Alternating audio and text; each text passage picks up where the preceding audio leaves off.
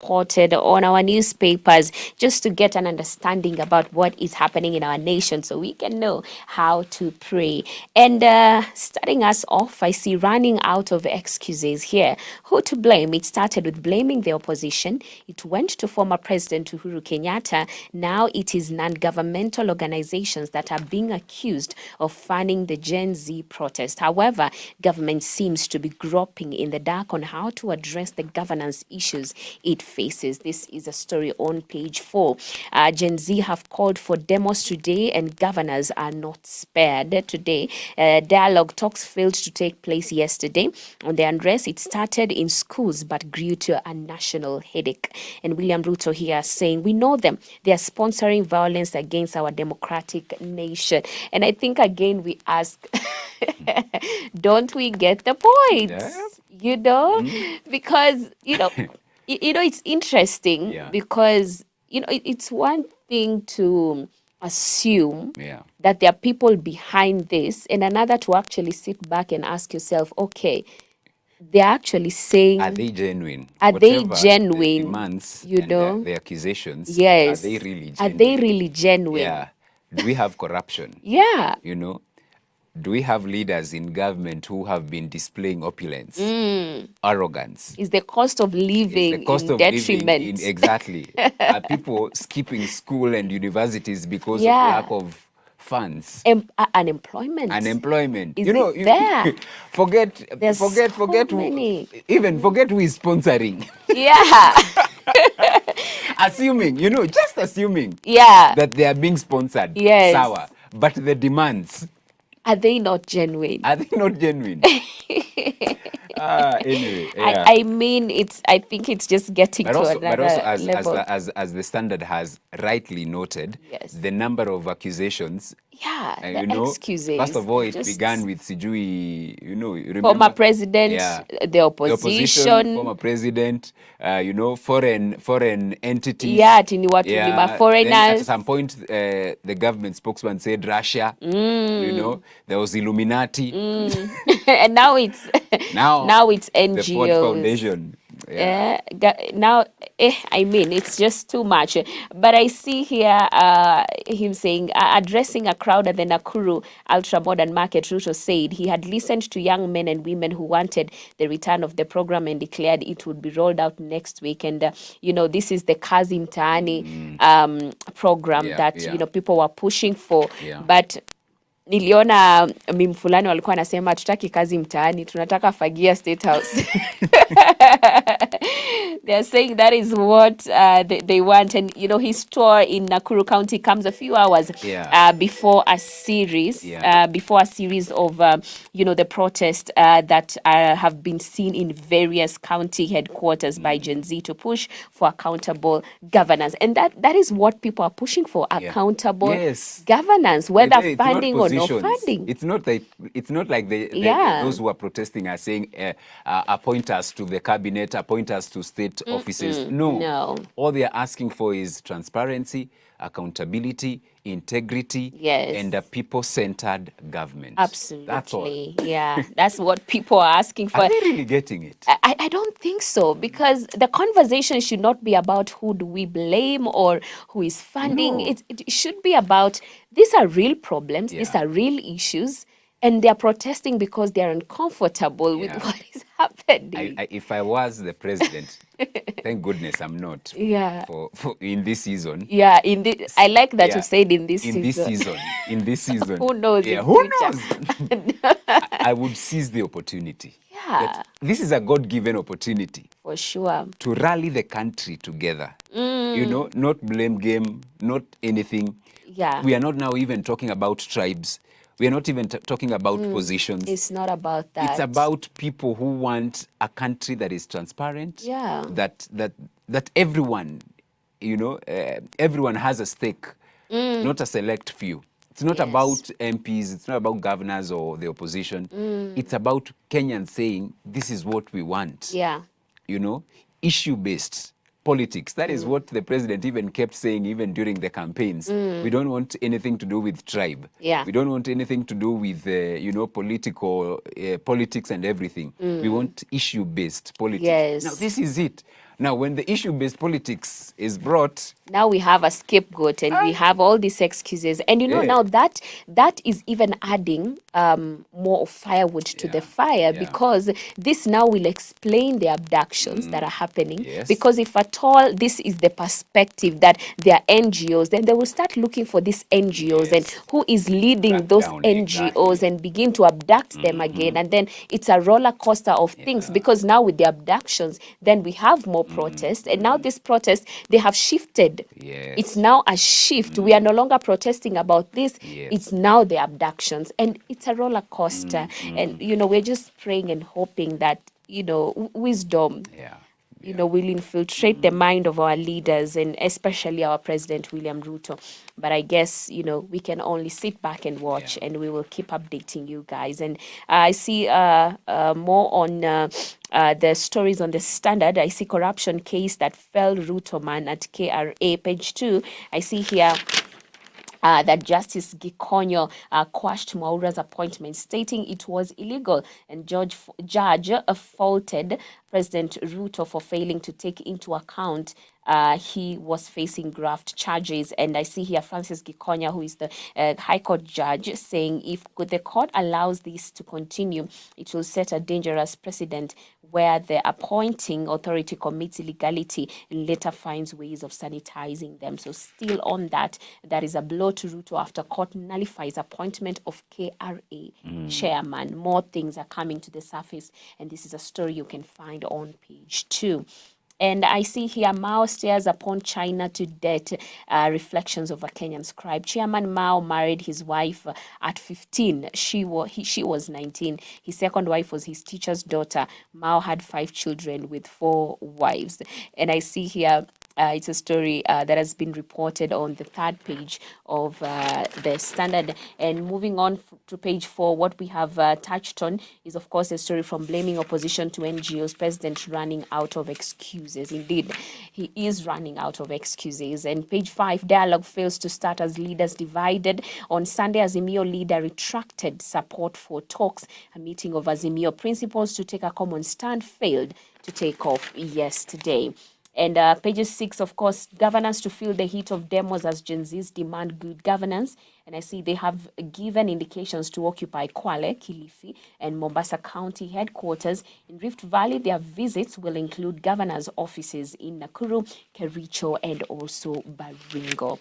And page 7, rage and courage calls sweeps across Kenya. Despite significant consensus, Gen Z's pursuit of change shows no signs of slowing. Nationwide protests demand reform and also justice. Look at that story on page 7.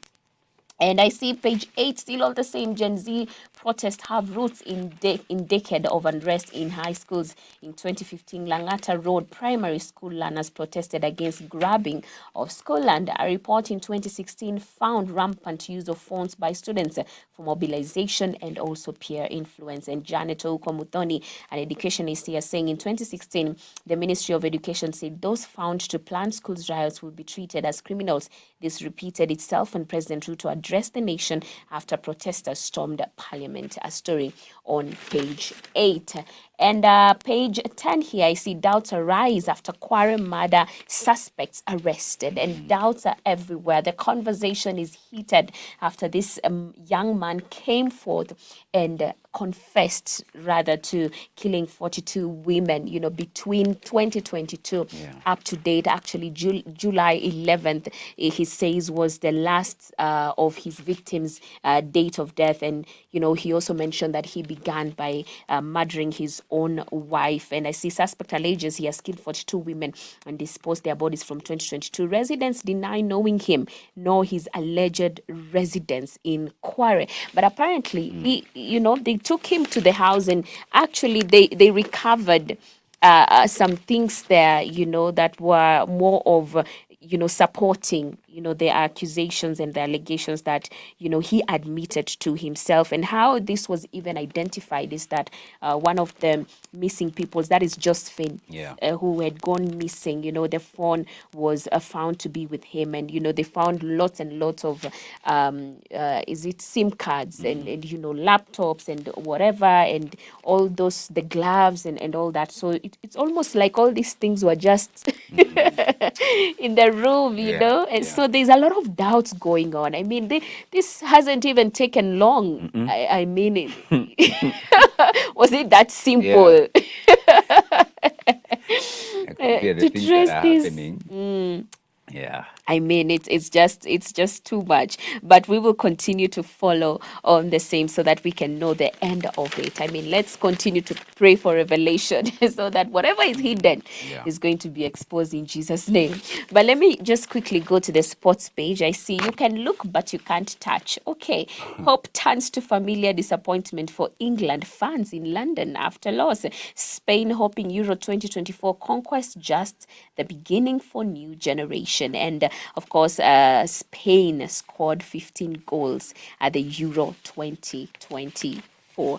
A story on page 40. And lastly, looking at page 39, I see here on the Paris 2024, 10 days to go. Swimmer Brunle. Hey, how do you read this? Gigi Brunelha. Okay, that one. Checks in at pre-Olympic camp. Okay, Kenya's swimmer Maria. That's Nini's second name. I'm not going to destroy my tongue. Maria. Has already checked in for her first training session barely hours after she touched down at the pre-Olympic Games camp in Miramas, Marseille. Indeed, very, very much determined. The world champion Moura promises to stretch her ambitions in Paris. A story on page 38. Right. Let's look at what's being reported in the Daily Nation. They go with the headline, is this man the serial killer of Kware? That is the question they are asking.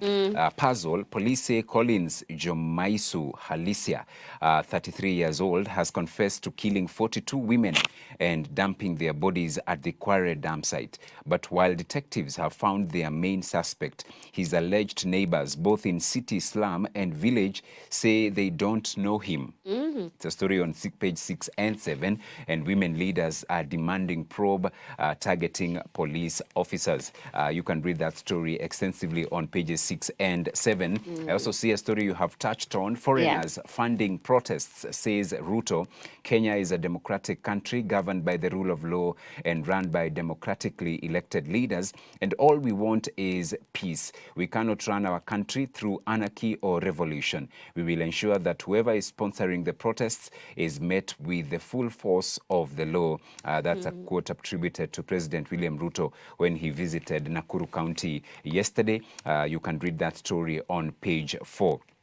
This one also caught many by surprise. APRO, as state implements 7 shillings fuel levy increase. It's on page 8, and the former minister Kipchumba Murkomen had said the state would consider holding off on the increase, and this is a decision by the state to increase the road maintenance levy by 39% to 25 shillings per litre of petrol and diesel, has caused public uproar amid concerns of further financial strains on households and businesses.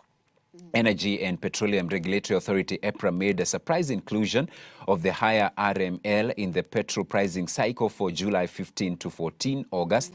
The tax is collected at the fuel pump and was previously set at 18 shillings per litre of petrol and diesel, with 3 shillings allocated to an annuity fund and the balance to road maintenance, rehabilitation and development.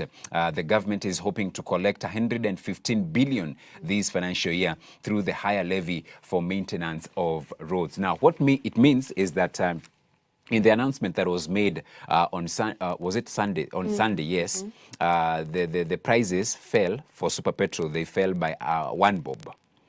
But remember, they have now increased. They have added the 8 bob of the road maintenance. So had they not included the 8 bob, it means currently we would be buying super petrol at 180.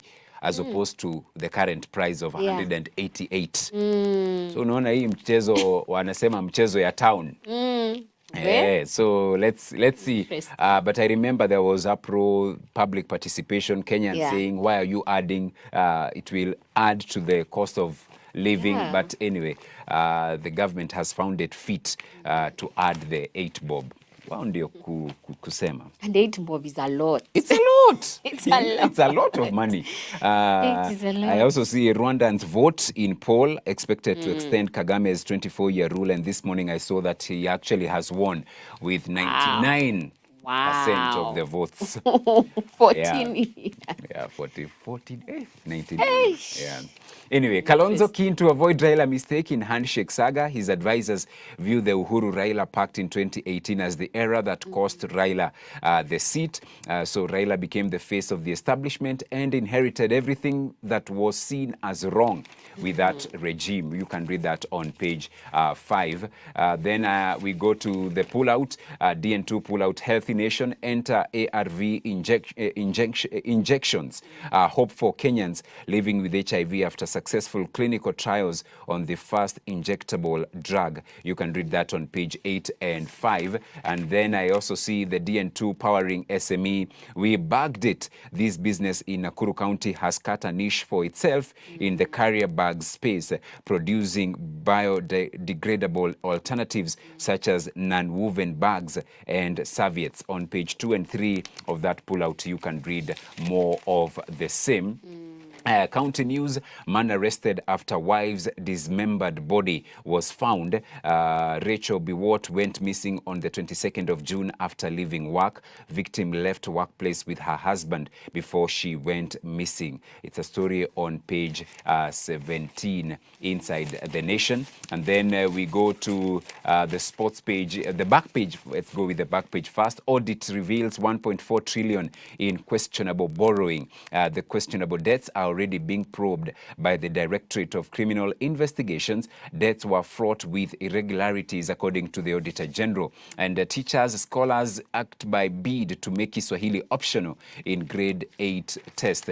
Back page, you can read that.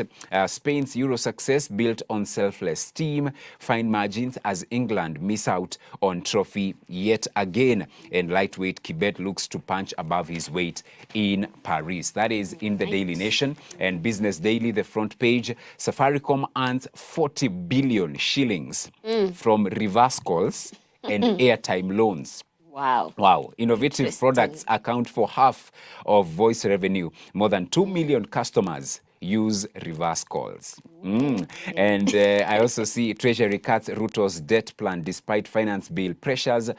Public uproar as state imposes higher fuel levy, and EAC firms back trend with mega Kenya deals. That's what's being reported in the Business Daily. Interesting. Yep. Very simple concept. I mean, reverse call. Reverse call. Unapata domob. 40 billion. Na airtime loans. Na wanakuulizanga wanna take a loan? Na wewe unafinya yes. Yes, teke. Kwanza, you know, nowadays you make a call and even if you don't have airtime, they will tell you to continue with this call, press this number. Creativity. So you just press it. You don't have to go through the process of the USSD in order to borrow. You just continue. You just press one and it ni kama inakupea na deni as long as you continue to talk. Yeah. Then wanakwambia sasa umetumia hii amount. And obviously it's more than what you would have spent if you just bought. And laziness, oh man. Of course, yeah. When you're lazy, you fund them. But anyway, that's it for the newspaper review. Very good. Yeah. Anyway, we are taking a break for the video of the day.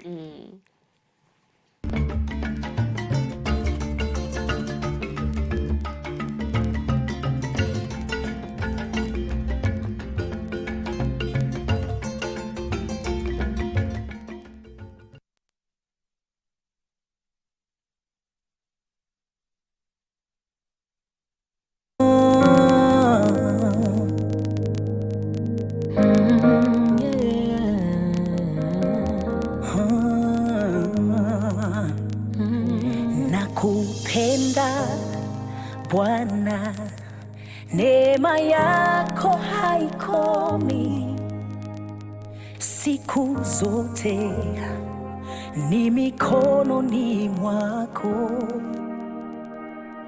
Toka niamkapo hadi nilalapo, nitaimba wema wa Mungu.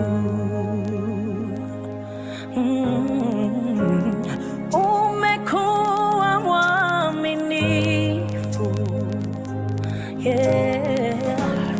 Umekuwa mwema kwangu siku za uhai wangu, nitaimba wema wa Mungu. Naipenda sauti yako, umeniongoza motoni, usiku wa giza uko karibu nami, na kujua kama baba, kama rafiki, nimeishi kwa wema wa Mungu.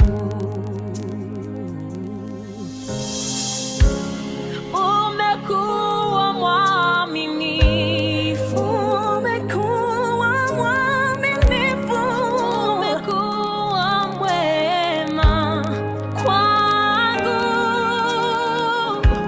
siku za uhai wangu.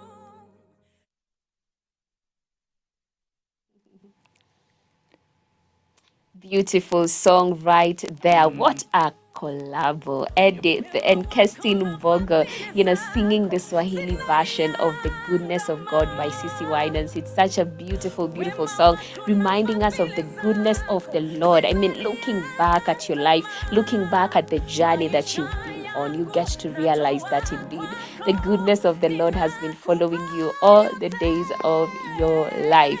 And indeed, we continue to see His goodness and mercy follow us each and every single day. Amen. Yes. Amen. And that was the video of the day, paving way for the second hour. And yes, of course, the second hour, this is the One Day at a Time segment. And we will be hosting Brenda Betty Kiema. She is our guest this morning. Brenda Betty Kiema, our guest this morning. My passion for disability inclusion. That is what we will be discussing in today's segment. And you can be part of the conversation.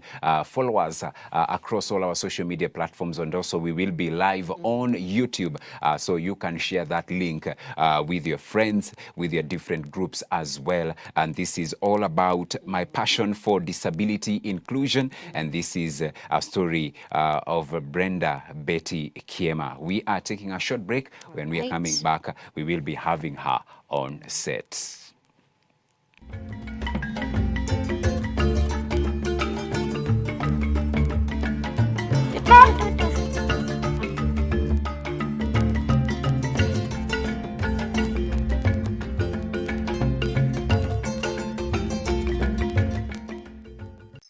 Aya, I'm not going to TV stream. It's free.